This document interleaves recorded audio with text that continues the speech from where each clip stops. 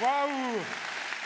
Impossible de commencer sans vous dire combien je suis heureux de faire campagne à vos côtés avec Manon et combien je suis honoré du choix de mes camarades insoumises et insoumis. Nous luttons ensemble maintenant depuis des années et ce sont ces combats qui forgent les solidarités et qui construisent les consciences. Amis et camarades, je suis un syndicaliste, c'est-à-dire un militant de la double besogne, celle du travail au quotidien pour améliorer les conditions de vie de mes collègues au travail, la santé, la sécurité, les salaires, et celle du travail au long cours pour l'émancipation de notre corps social et la transformation radicale de cette société. Et je suis aussi un inspecteur du travail au service d'un code du travail censé protéger encore un peu la partie faible du contrat, le salarié.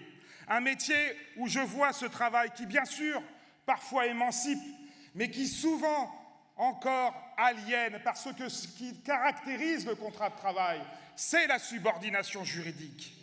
Au service du Code du travail, y compris quand j'ai dû faire face aux pressions institutionnelles, politiques, patronales, qui m'ont sanctionné pour avoir voulu faire mon métier en aidant les aides à domicile d'une association durant Covid. Cette bataille contre l'arbitraire, nous l'avons gagnée par la lutte face à Pénicaud et Borne, les ministres de l'époque. Une lutte unitaire, syndicale, citoyenne et politique comme on aime les voir. Mais pour un qui gagne, combien sont ceux qui subissent dans les entreprises l'humiliation et la répression? C'est pour cela que notre combat collectif pour les européennes du 9 juin est essentiel. Nous avons besoin de nous donner de la force autour d'un projet d'émancipation sociale. Mon premier combat comme député européen, si vous m'élisez, si vous nous élisez, ce sera de porter les luttes sociales, de les porter le plus haut possible, de porter le soutien aux luttes, comme l'ont fait nos députés sortants. Parce que cette question sociale, elle est l'ADN de mon engagement dans les combats auxquels je participe depuis des décennies.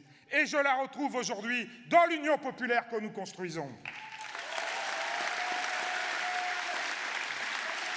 Vous le savez, les lois du travail, le Code du travail, par exemple, ne sont que la résultante, la traduction des rapports sociaux, des rapports de force sociaux.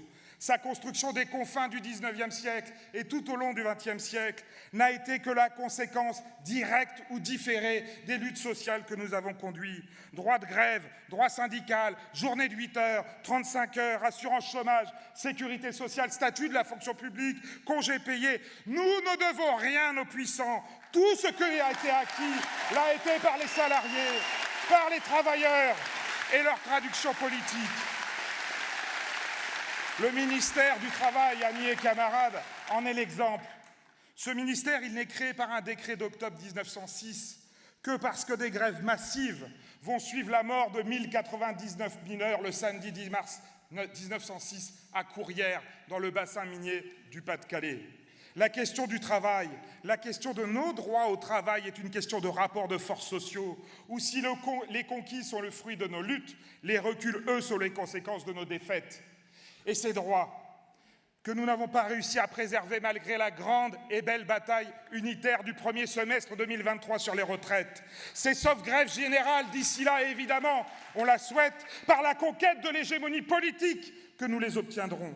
C'est notamment pour cela que dès le 9 juin commence l'après-Macron, parce qu'il faudra mettre fin aux terribles reculs sociaux de ces quinquennats, à commencer par exemple par la suppression des CHSCT dans les entreprises. Mais, camarades et amis, nous n'oublions pas au moment où les zombies du hollandisme surgissent dans cette élection, eh oui, qu'avant même Macron, la loi travail du quinquennat Hollande s'est attaquée violemment au droit du travail en remettant en cause le principe de faveur qui disait oui à la négociation pour améliorer la loi, pas à l'inverse, pas pour permettre de payer les heures supplémentaires dans les entreprises à 10% et non plus à 25%. Et ils ont continué en reculant l'âge de la retraite pour nous faire revenir au début du XXe siècle. Ils ont rayé des cartes la pénibilité, celle dont Macron, toujours lui, dit, je le cite, qu'il n'aimait pas ce mot car il donnait le sentiment que le travail serait pénible. Leur imagination est sans limite. Un jour, c'est un député macroniste qui propose de désindexer le SMIC de l'inflation, alors qu'à l'inverse, ce sont l'ensemble des salaires qui devraient être indexés sur l'inflation. Un autre jour, c'est le ministre de la fonction publique, en roue libre, qui veut casser les statuts pour pouvoir licencier à tour de bras. Soyons clairs, de Macron à Van der Leyen, l'objectif est le même.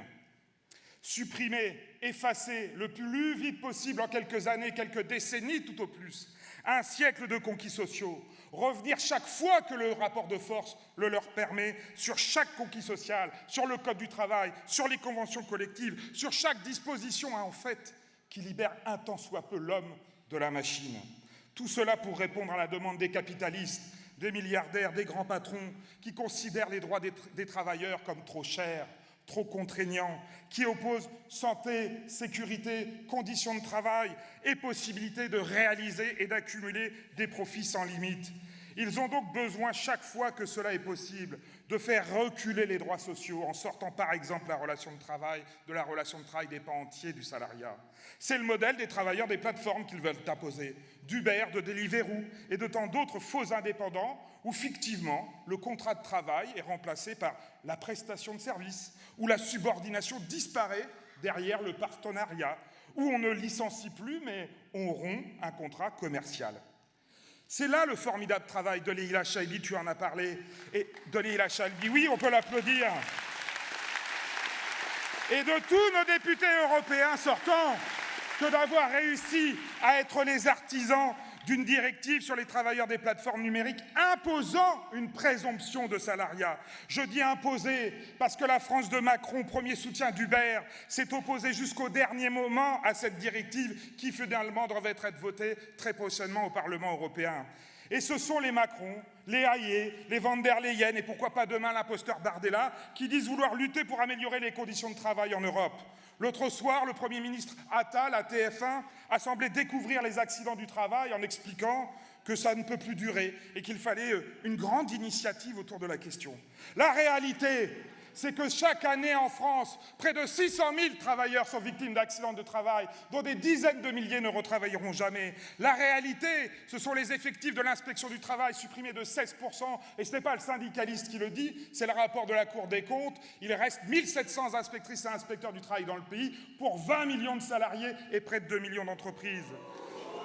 La réalité, c'est chaque jour 2 morts au travail, 9 chaque jour en Europe. La France concentre 20% des accidents mortels de l'Union européenne et se classe tristement parmi les pays où l'on meurt le plus en Europe, alors qu'à l'inverse, elle est en bas du classement pour ce qui concerne les conditions de travail et le bien-être au travail. Mais derrière ces chiffres, ce sont des vies et des familles brisées. La santé, la sécurité, les conditions de travail doivent passer avant la recherche du profit effréné. Et ce sera le second grand combat que je mènerai au Parlement européen. Lutter sans relâche pour une politique zéro mort au travail qui vienne renforcer partout en Europe les droits des travailleurs, pour lutter contre les accidents. Et aussi un autre continent invisible, celui des maladies professionnelles qui chaque année tuent en Europe 200 000 personnes. Ce combat, je vais le mener aux côtés de camarades valeureux, dont Marina Mesure, qui ne cesse d'œuvrer en la matière. Nous voulons, en Europe, combattre ces politiques libérales et ces pratiques patronales archaïques qui ramènent encore une fois l'accident du travail à une somme de poncifs. Ça n'arrive qu'aux autres, ce sont les risques du métier, ou comme le dit Aurore Berger, ministre d'Attal, mourir au travail. Mourir au travail, sérieusement, on en est encore là de la vision du monde du travail. Faire condamner les patrons délinquants, prendre au sérieux l'évaluation des risques, former à la sécurité en entreprise, insérer dans chaque texte des clauses de non-régression sociale. Voilà des priorités en Europe quand on sait que ce sont souvent les jeunes, les apprentis, les sans-papiers, les plus précaires des travailleurs qui sont les premières victimes de cette hécatombe au travail. Non, définitivement, personne n'est dupe de la supercherie d'Attal et du gouvernement. Pour preuve, alors que le changement climatique expose jusqu'à la mort les travailleurs dans les chantiers du bâtiment ou dans les vignes. Par exemple, le gouvernement se refuse encore aujourd'hui à prendre des mesures de protection de la santé. Mathilde Panot et le groupe Insoumis à l'Assemblée nationale ont pourtant déposé une proposition de loi en ce sens et rien à part la volonté politique n'empêche de la mettre en œuvre. D'ailleurs, en Belgique, Le code pénal social belge permet aux inspecteurs du travail d'arrêter toute activité à partir du moment où la santé et la sécurité des travailleurs est en cause. La voilà, notre Europe.